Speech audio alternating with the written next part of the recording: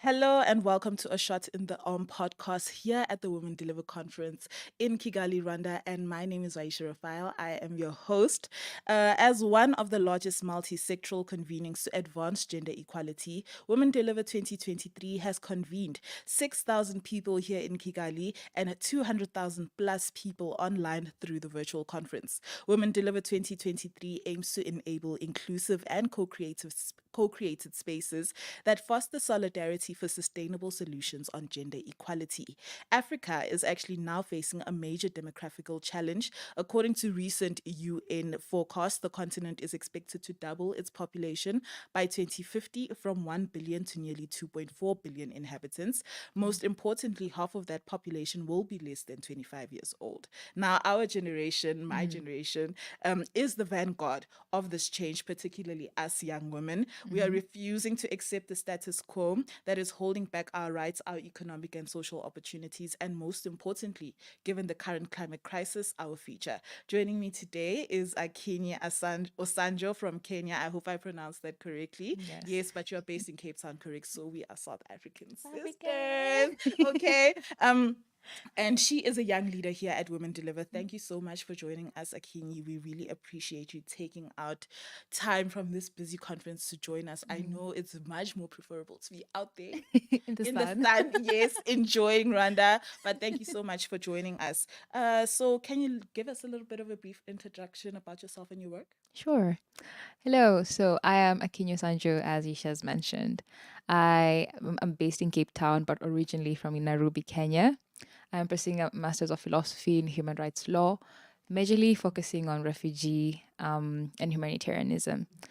I am a 2020 to 2023 Women Deliver Young Leader. And my focus more is on digital rights and also focusing on advancing, understanding and advancing the rights of queer refugees in Kenya, just bringing an understanding to it as a humanitarian point of view. And more proudly and profoundly, I am a Mandela Rhodes Scholar for 2022, currently in residence, completing my second year. Thank Okay, you. we love to hear that. Thank Okay, click you. for congratulations. Thank you. Representing, we love to see that. So let's start at the beginning. Tell us a little bit about your journey into becoming a Women Deliver Young Leader. Sure.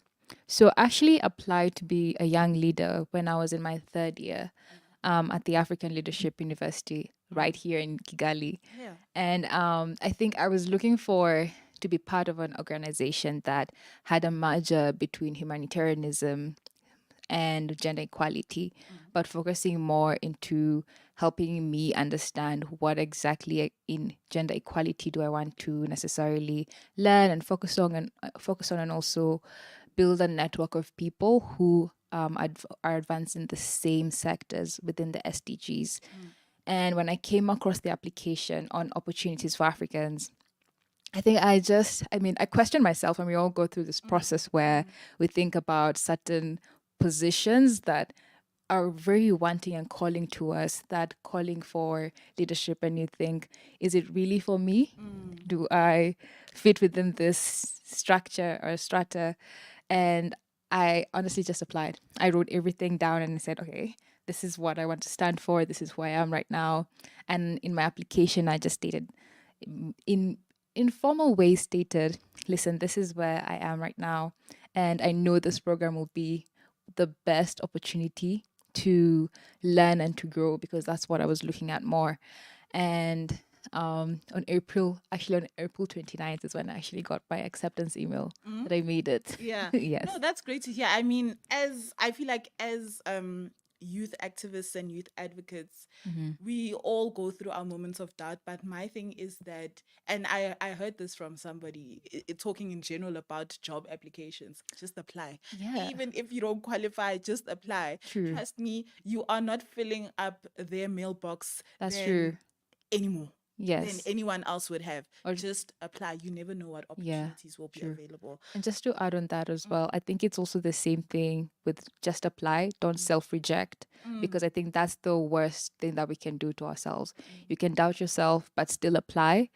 And but don't think that, oh no, I'm not really worth this thing, because you never know. You're are much more worth it than you actually think. Exactly. And that's why we're here. I mean, we Exactly. are the youth we are representing. We are here to tell them, hey, this is actually what's up. Okay. True. So as a follow-up to that, you becoming a woman deliver young leader, I Mm-hmm. mean, it's been 3 years, almost 4 years, if we think Wow. about starting to actually apply in 2019. Yes. So this journey has just been incredible, but it's all been virtual so far. What True. does attending this in-person conference mean to you? I feel like it's more of a new feeling because we've all been, again, as you mentioned, we've all been virtual, and now we're together and we're putting the faces, the pictures to the faces, and how we speak about our advocacy journeys and different vocations that we're part of. It's I think it's when you meet new people, there's that feeling of, oh, how do I approach you? I love your work, Yeah, but how do I then exactly. Yeah. come and tell you about it? But it's also engaging, not really, not energizing to listen to what people have to say, to read about the works on the youth zone, and also to just be in the presence. It's nice. Plus, also, I think it's yesterday was actually my first day after missing my Oh flight. my days. I can imagine. And I attended a session on feminist, how to include humanitarianism in feminist foreign policy. And there was a young leader there, a Sudanese young leader there. And just knowing about the different situations that are happening in different countries, for instance, the civil war that's happening in Sudan, and seeing their emotions and how they're expressing how there needs to be a change in humanitarianism is makes me much more understand the situations and different situations that we hear of in the news when you attach to a face. Yeah. So it's very important to be here, and we're all very blessed to be here, and I look forward to engaging in more sessions. Yeah, no. And speaking of humanitarianism, and I want to now go into the topic actually of development, particularly decolonization of development, which is our topic for today. Um, this movement, or rather attempt of movement for organizations to be more locally led. As a young leader, what are your observations? I think so. I'll take you back to 2022. My mentor invited me to a session he was facilitating for Save the Children in Nairobi. And they were speaking about how to localize some of these policies into to sort of be more to fit the Kenyan systems, or to build more engagement with Kenyan organizations. But come and we were all thinking about it from different intersections and in sustainable development, in gender, in terms of gender equality, education, building strong institutions at the end of the day. But it's all talk. I feel like we speak about it, and what exactly are we doing on the ground? Because we have so many new ideas that we want to bring to the table. We have so many people who want to participate, but what are the kind of structures that are we're laying on ground to say this is what we start with, this is what we can do in future processes. Okay, now the use of the word decolonizing itself. Um, are you comfortable with it? Because it's very northern centric at the moment, and it speaks to what the former colonizer and who is now the development funder, right? Yeah. Exactly. So it speaks to the former colonizer and who have now changed themselves into being the funders of all these organizations. Um, what do they need to do? So it's not focused necessarily even still on us. It's focused on them. But what do you think that Africans need to do, not only to throw off this focus on colonialism and the colonialist that has held us back so far? What do we need to do for what how can we provide a vision, a compelling vision, for Africans to be proud of what we are doing in our country? Because just to give you maybe a feel of what I'm asking, someone was saying yesterday yesterday that people, when they speak about development, they want to talk about organizations going into communities and doing work, providing healthcare, providing access to comprehensive sex education. But she said that that is not the only development that exists. Development is us waking up every single day, and going into our farms and going into our offices and, you know, riding the taxis, the people that drive the taxis, drive the buses, drive the bodas, the people that are in the markets. That is development. It's just us True. doing and not standing still. So how do we take ownership of our development as Africans? That reminds me of a podcast that I was listening to, and I'll just give a takeaway into this. I think it's also because when we look at international organizations and development work, this, especially the ones that come from the global north, they are the ones who come with a lot of money, and they, in some ways, have a lot of say, because sort of in a way, so much ways our government gives them so much say into what to fund within our countries and what not to fund, and how and who exactly to help, if I can say that per se. I think for me, the essence of decolonization, it's a bit tricky, because again, is it about dismantling what the colonization brought, is it dismantling the system, but what system is there to replace what already exists? Exactly. So for me, I don't really necessarily call it decolonization. I call it localization, especially of certain conventions, such as the Maputo Protocol, for instance, an African an African human rights system or protocol that that was sort of enacted, or if I can say, made by African leaders, now bringing it forth into our constitutions, and then now making it more localized to fit our different circumstances within our countries. That is my way of looking at it. Localizing certain policies to ensure that children have access to good education systems, or even farmers have the necessary knowledge on things like agri-tech, for instance. That is something that I kind of see again as development, as what you said. It's about giving people the access, necessarily it coming from the top, from the global north.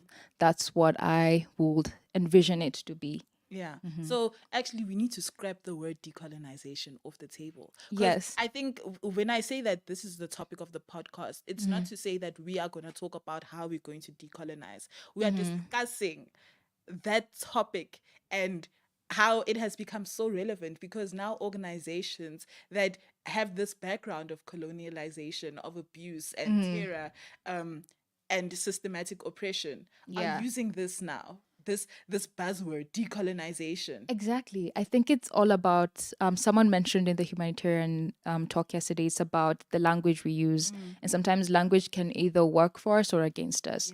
So we use certain language to work under the word inclusive, to be inclusive, in order to get more funding from people, or to be more applicable in talks or in forums and conferences that we attend.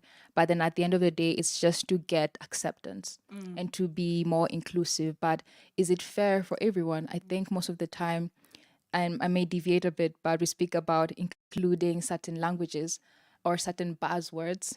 But are they inclusive? If they're inclusive, are they fair? Yeah. Because inclusivity doesn't equal fairness. And I think sometimes when they throw in the words decolonization, it's more of to get rid of the guilt. And it's more so to be more acceptable to to more educated Africans who are tired of the systems that our grandparents or parents grew up in. So I don't really necessarily like it. I did a bit of my education background is more on features thinking and global challenges in my undergrad. And when we spoke more on decolonization in the terms of futures thinking. And the unified voices in the room was, we need to get rid of this word. We need to understand that we need to adopt our ways and our wording and our own language that speaks on to the intentionality of the work that we want to do, not just for funding, but for motivating younger generations to be part of a movement that will be better for us. And I think I just want to latch onto what you said about it's absolving them and Yes. allowing them that space. They're giving themselves the space to be like, oh, I'm so guilty, but thank you for allowing me to decolonize you. Um, but I want to say that because, you know, since this is the topic, if we're going to talk about decolonization, I mean, shouldn't reparations be on the table? Instead of talking about organizations that are doing real work, let's talk about actual decolonization because that word has a meaning, right? It has a meaning. So, how do you feel about that? I feel like decolonization has to, as I said, sometimes all we see is the talk of it, and we speak about it and it sounds really nice. We include all the buzzwords, activation, activism, whatever, development. But at the end of the day, what's the action that comes with it? You're saying yes, the development space is quite appeals to the global north, but what actions are being put in place to actually ensure that it's actually sustainable for countries like Kenya, South Africa, Mali, Senegal in that instance? And how would you then in some ways correct the wrongs of the past? Is it ensuring that, say, less quarters for funding for people? Because another thing that I may deviate a bit, but in the session that I was on for Save the Children, one of the ladies mentioned that for her to actually get a grant, she has to get she has to get bank approval, she has to have all this information like tax certificates and all these things, and it's very hard to get. So removing all these barriers for people to access aid is important and funding is important.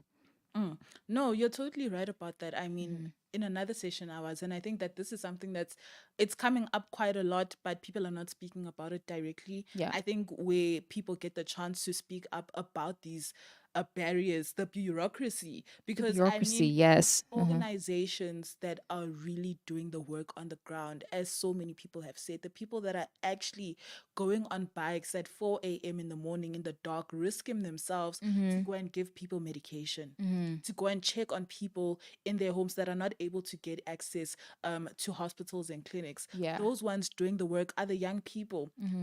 So many hoops that they have to jump through because getting a tax certificate in any country is not something that you just go to the local tax association and be like, hi, can I have a tax certificate? No. It's long lines. It's Yes. understanding the language. There's so much that you're signing yourself up for. I mean, as an organization that does not have any funding, you're running on fumes, right? True. How do you then sign yourself up to pay for tax Yes. or understand the accounting and all the logistics of all that? Exactly.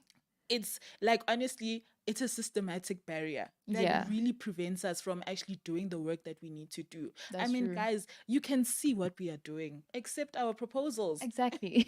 Accept our proposals. It's not like you can't see the work that we're doing. We are writing the reports. Accept our proposals, even if you don't have a tax certificate, even if you don't have a business bank account. Just put the money. That's true. Just put the money. I mean, I agree. that is what we're here for. We need to do the work. And if you're serious about it, if these funders and change makers and even governments are serious about this, they're going to make more effort to give young people access to the room. And that means letting go of the bureaucracy, letting go That's of true. the higher ups and the That's higher true. levels and all those different things. I agree. So now that we are going into that, what do you think that organizations can do in terms of their approaches to development in the midst of the supposed current decolonization agenda? Oh. Oh, Take your time. thank you. I think organizations, you mean organizations in the global south, in Africa Yeah. especially? Well, any organization, I think we can focus, instead of the locally led organizations, we can talk about the organizations that are lending themselves to this decolonization agenda. Okay. What can they do? I think organizations, especially, say you are, let me use example of a national Yeah. organization. Say, I think for national organizations is they they need to, first of all, I think also defining exactly what decolonization means for them is important, because I think going with it as a buzzword and not necessarily having the strategies to tackle it might deviate a bit from the intended goal, or like the mission and the vision of an organization. I think that needs to be set in stone. What strategies, how do we accomplish it, and who this necessary stakeholders are, because the stakeholders you have and how you map them out is quite important to ensure success or fruition of a project. I think that's all I can say for now, to be No, honest. Yeah. but I have something to ask you in follow up of that, because someone said that, like you're saying, if you need a definition, and someone said at a session that I was yesterday, and that session really inspired me, especially about our conversation today, is that before anything, name the problem. Oh my gosh, that's true. Yes, please. You need to first of all have your problem statement and understand the problem. And then from there, you understand who exactly is affected by the problem exactly. And then from there is it when you can actually think of, either if you're using design thinking or futures thinking, to come up with these are the necessary steps to tackle this problem. And of course, any challenge that comes across for any organization, then there will be that step where you sort of need to localize your solution to fit certain context, and not every context is the same, and you have to be very context specific in this process of decolonization. That's why I keep on that's why I mentioned localization of processes. In one of my classes in undergrad, we learned about the importance of community participation and speaking to the language of the community, not really the language, not the buzzwords, Yeah. but if I'm going to a community and I want to localize a certain policy, I have to bring people who speak Swahili or people who speak Gosa. So yeah, I think that's what I can think about. Yeah. No, and also it's just about solving the basic problems. I mean, yesterday I was in that session once again, and we're talking about doing development differently. And obviously decolonization will be not necessarily at the center, but a prime topic. Don't mind us, guys. We are distracted because there is a man hanging out our window, cleaning windows and stuff, and we are worried for his safety. I was So just watching. I was like, oh no, no ball. don't mind us to keep on looking there. But anyways, as I was saying, she was saying that often organizations will come in and be like, yes, guys, let us educate you. For example, she gave the example that they were going into communities in South Africa, townships in South Africa, and saying that yes, we want to teach young girls about rape, the steps that they can take if they've been assaulted, or you go to the police station, rape kit, or this is what you have access to. And then young women said to them, to their organization, hi, sorry, but the problem is not about going to report rape. We don't have a problem with that. Our issue is actually that we're only getting raped because we have to walk in the dark at night. Can you please install streetlights? You understand? Yeah, yes. So we often come from our privileged perspective, and just because we have the education, not because of any other reason, but we come with our privileged perspective saying that, okay, we have the funding, we're going to go and hand out pamphlets and t-shirts and all that. But the problem could be solved really easily. I mean, you have to ask yourself, as organizations, if you're making change, do you want to solve the effect of a problem? Do you want to educate young women about rape, or do you want to prevent them from being raped? That's true. Reminded me of a podcast I listened to in the morning, and the lady was mentioning about how. Wait, I'm trying to remember because there are two stories. So one of them was an organization. I don't know. She didn't mention organization, but it's international, and they were trying to understand why women in Kenya, especially women from low income group in Kenya, are having a lot of children. So the first thing in the solutions, in what we were trying to come up with the solutions, was teaching them about family planning and introducing contraceptions and all these facets.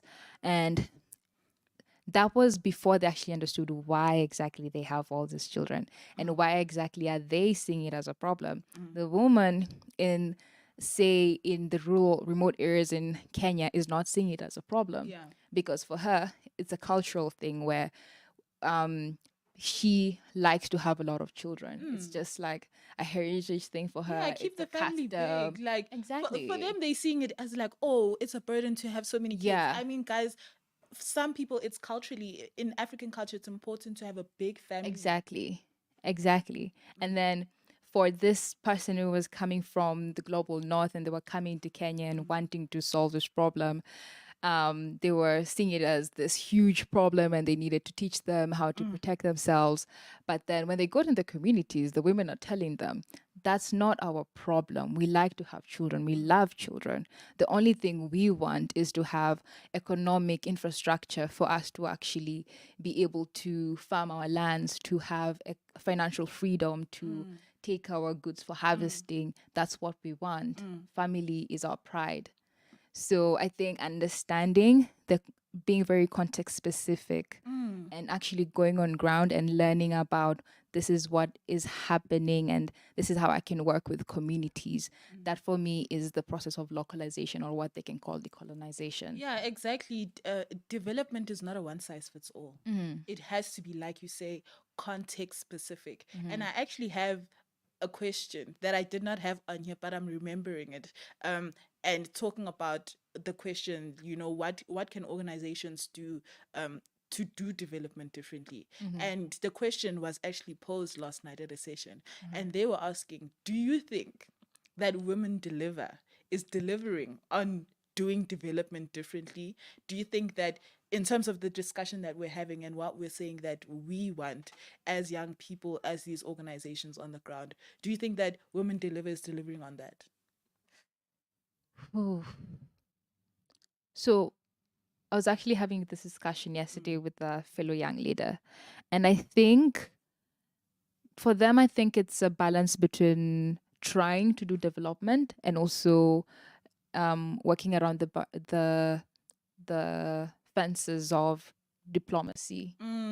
So it's on one end, how can we um, motivate, inspire young leaders? At the other end, it's about how can we continuously forge partnerships with the different countries that Yeah. we are part of, we we are part of, or we want to partner with, or we want to share work with, in that sense. So I think one thing they're doing profoundly right is helping young leaders fund the projects. Yeah. That I can say hands down as a grant winner. That's one thing they're doing quite well. On the other hand, I think it's they need to help us and also help future young leaders to sort of like understand how to then move from, where do we go from these conversations? Because at the end of the 20th, tomorrow, what will happen? What will happen after gaining all this information and all this knowledge from all these people? But then again, now I was actually thinking when I was speaking is, I feel like it's 50-50, where they bring us here. Now it's our work to network with all these Yeah. people who are coming in. So it's how then we as young leaders, how do we leverage these opportunities that we are given with them? That's all, yeah, that's all I Yeah. can say. No, I think and I think you're so right.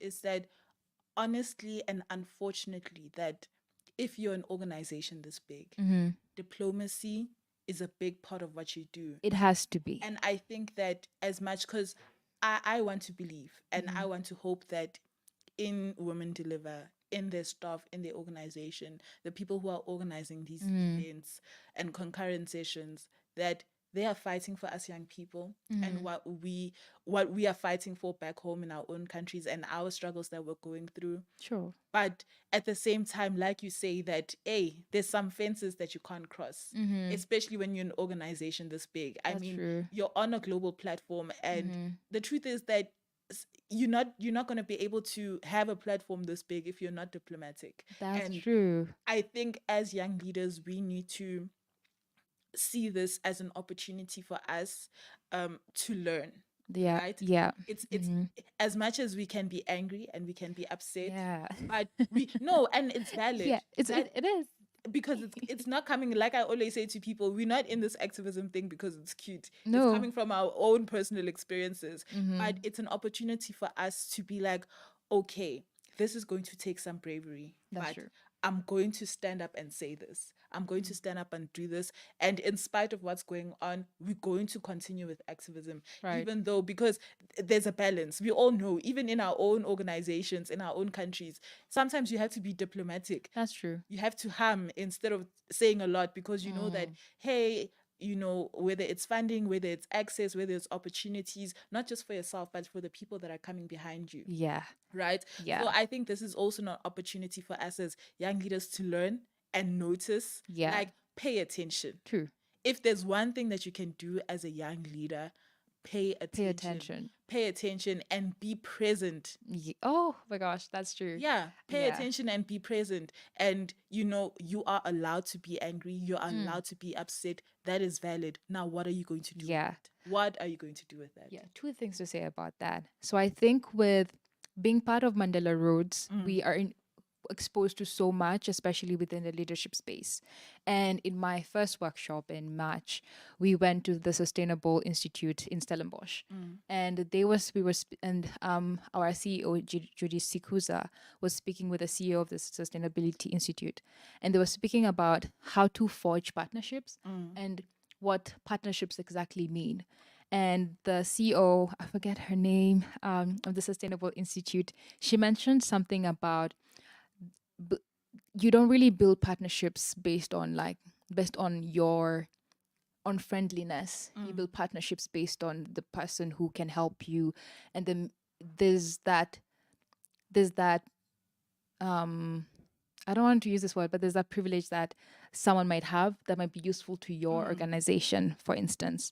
And she mentioned the fact that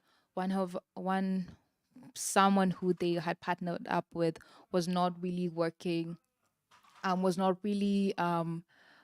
well with her. So she had to sort of delegate to someone else in her team to work with this person, not really necessarily cancel them out and not work with them completely. You just have to find ways to find a middle ground, to working with people.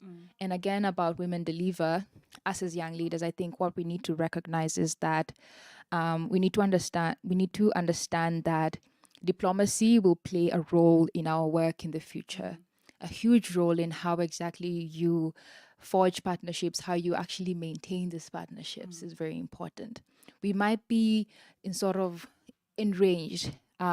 You might feel a bit betrayed in some ways that certain leaders are invited to speak, but there's a reason why they were invited that we might not understand, and it's okay to actually bring forth our disappointments or anything. But then at the end of the day, as you mentioned, there's that important thing of paying attention, and we must pay attention to actually, especially to diplomacy, and understand, okay, they were invited. Why were they invited? Because the external factors that we're not aware of. And when we become aware of them, especially in the future, we'll now see the importance of it. And even in our works, we'll start even we'll be in the same field where they are now. So, but I really do admire the work that Women Deliver does, I have to say. Yeah, no, obviously, I mean, organizing a conference this big, 6,000 people is not a joke. And to follow up on what you're saying, that, guys, activism and advocacy is not cute. It's not a cute job. It's not a No. happy-go-lucky job. You have to work with people. I hear about young women talking about how sometimes they walk into the room and they're the only women there. They're the only young person there. And like I said, it takes bravery, but you need to pay attention. You can be angry, but you need to be present. You have to decide, how am I going to take this? Like you say, there's a reason that things are happening in the background. Now, take what you've seen and go do research and understand, and how to use that to your benefit, so you can actually go back home and say that, oh, my president, so you're at Women Deliver, it means that you actually have something to say. Let us talk. Or Yeah. since you're at Women Deliver, this is what Women Deliver supports. It means that you're willing to support us. True. What are you going to do to make a change? You can't stand True. up on a public platform and True. speak in this space that Yeah. is about supporting youth, supporting women, Yeah. um, and go and do the things that you're doing. Let's make a change.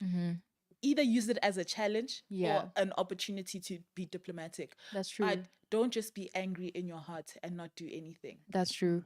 I think also advocacy has this, there's this part where we have to call people to action. And you can actually use, if they come to a global forum and they say one thing about global transformation, digital transformation, you can actually, when they actually go back home, I can go, oh, President Ruto, you actually said this, this, and this.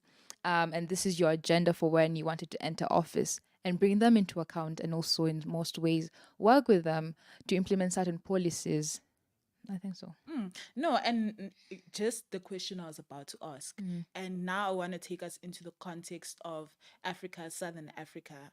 Um, we know that, a lot of African countries have been free in the sense of the word for quite some years now, some for 50 years, some for 20 years. We'll speak specifically on South Africa, 25 plus years since apartheid ended. And obviously we know the situation in our countries, that things are not as great as they should be. This is why we are where we are now with organizations and development and decolonization. Things are not being done the way we feel that they should be done. So I'll ask you now, in the context of Kenya, in the context of Southern Africa, South Africa, what is your call to action to governments, to organizations, policymakers, change makers? What is your call to action to them based on what you've observed and what you've experienced?